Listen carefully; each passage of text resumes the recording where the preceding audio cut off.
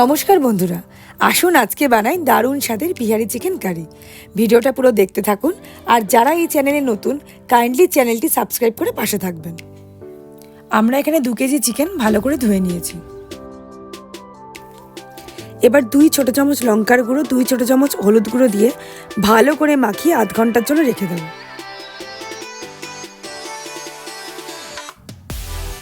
আর যা যা মশলা লাগবে গুছিয়ে নিয়েছি।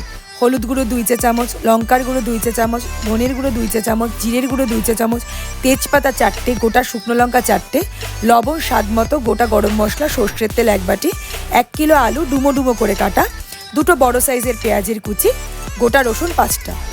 আমরা একটা পেস্ট বানিয়ে নিয়েছি 10 কোয়া রসুন, 10টা কাঁচা লঙ্কা, 1 আঙুল সাইজের আদা দিয়ে। আমরা এখানে যা যা উপকরণ ব্যবহার করেছি সেগুলি ডিসক্রিপশন বক্সে দেওয়া আছে, আপনারা চাইলে পরে দেখতে পারেন। এবার কড়াইতে সর্ষের তেল গরম করে নেব। তারপর আলুর টুকরোগুলো অল্প নুন ও হলুদ গুঁড়ো দিয়ে লাল লাল করে ভেজে নেব।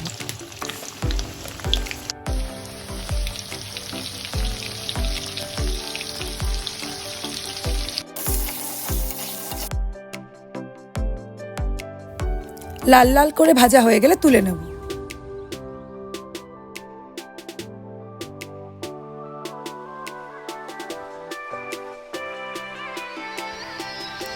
এবার ওই তেলেই মাংসগুলো ভেজে তুলে নেব।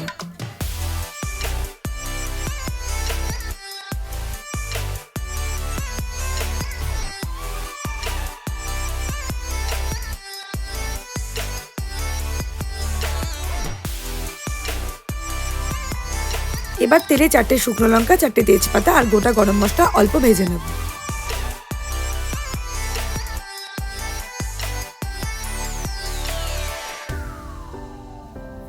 তারপর পেঁয়াজ কুচিগুলো দিয়ে অল্প ভেজে নিয়ে রসুন, লঙ্কা, আদার পেস্টটা দিয়ে অল্প কষিয়ে নিয়ে জিরা, ধনে, লঙ্কা, হলুদ গুঁড়ো দিয়ে ভালো করে কষাতে থাকবো।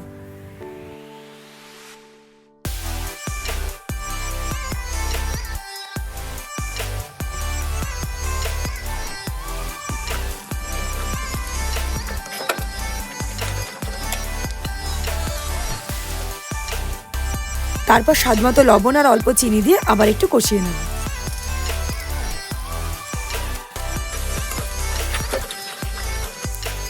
মশলা থেকে তেল বেরিয়ে গেলে ভাজা মাংসগুলি দিয়ে কষাবো।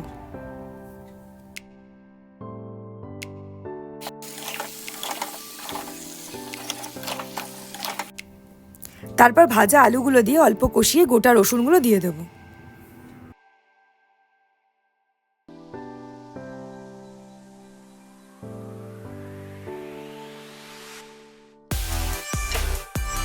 এরপর পরিমাণ মতো জল দিয়ে 10 মিনিটের জন্য ঢেকে দেব।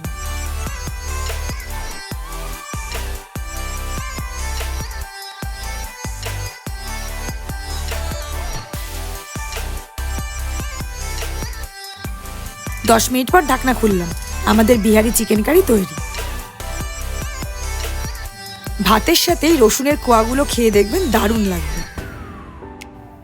তাহলে আজকে এ পর্যন্তই।